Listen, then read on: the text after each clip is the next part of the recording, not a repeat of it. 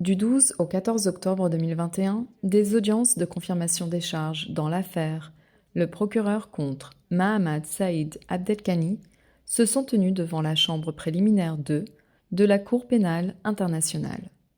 Composée du juge-président Rosario Salvatore Aitala, de la juge Tomoko Akane et du juge Antoine Kessia Mbe Mindoua, la chambre préliminaire 2 a invité les parties et participantes à l'affaire à présenter des observations orales pour permettre à la Chambre de déterminer s'il y a des motifs substantiels de croire que M. Saïd a commis les crimes qui lui ont été reprochés.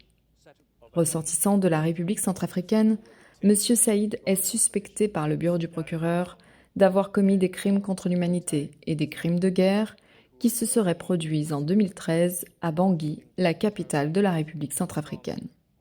Ces crimes ont été énumérés en salle d'audience dans une version abrégée des 14 chefs d'accusation établis à l'encontre de M. Saïd, impliquant entre autres l'emprisonnement, la torture, la disparition forcée et autres traitements cruels sur individus.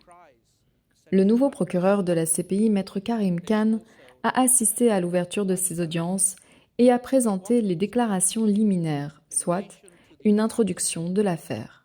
Pour ce faire, le procureur a décidé de s'appuyer sur des photos qui pour lui en disent plus que de longs discours. Il y a une autre photo qui exprime de façon encore plus éloquente que ce que je pourrais dire la gravité de leurs actes. Regardez ces photos par exemple. Ce trou en fait c'est le lieu où étaient détenus nombre de ces personnes malheureuses dans des conditions terribles, sans toilette, sans nourriture, sans quelques soins que ce soit. Et par-dessus eux, il y avait M. Saïd.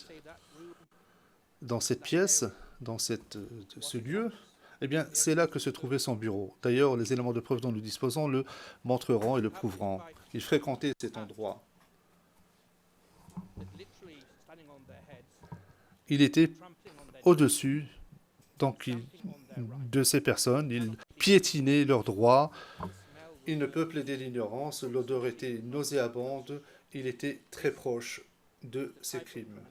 Et ce type de crime a donné lieu aux charges dont vous aurez à connaître.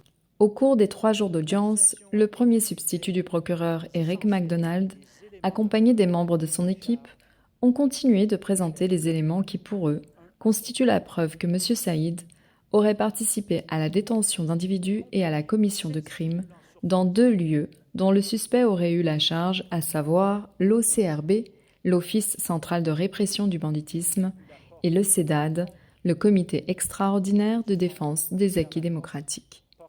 De son côté, l'équipe de défense de M. Saïd, menée par Maître Jennifer Naouri et Maître Dov Jacobs, a adressé à la Cour ses arguments sur la thèse du bureau du procureur.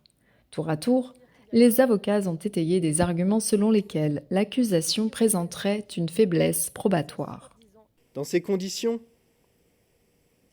en raison de cette faille originelle dans le raisonnement du procureur, cette absence de démonstration originelle concernant la politique, qui elle-même vient d'une faille de n'avoir jamais expliqué ce que serait la Séléka, il n'est pas besoin de revenir en détail sur chaque élément des modes de responsabilité invoqués par l'accusation. Participant au débat pour porter la voix des victimes au cœur de ces audiences, les représentants légaux des victimes, en la personne de Maître Sarah Pelé, ont parlé au nom des 27 victimes admises jusqu'ici dans l'affaire. En conclusion, Monsieur le Président, Madame et Messieurs les juges, l'accusation a démontré qu'il y a des éléments de preuve suffisants pour établir l'existence de motifs substantiels de croire que M. Saïd a commis les crimes qui lui sont reprochés, atteignant le seuil probatoire exigé par les textes à ce stade de la procédure, conformément à l'article 61.5 du statut de Rome. L'ensemble de ces faits ont été démontrés par l'accusation avec des éléments qui sont suffisants au stade de la confirmation des charges pour permettre à la chambre préliminaire de statuer que les charges alléguées à l'encontre de M. Saïd doivent toutes être confirmées et que M. Saïd doit être renvoyé en jugement. Je vous remercie, Monsieur le Président, Madame et Monsieur les juges. La décision de la Chambre préliminaire 2 est attendue dans un délai de 60 jours. En vertu des textes du règlement de la Cour, la Chambre préliminaire 2 pourra soit confirmer les charges et renvoyer le suspect devant une chambre de première instance, soit refuser de confirmer les charges, ou encore, voire même, ajourner toute audience et demander au procureur de fournir des preuves supplémentaires.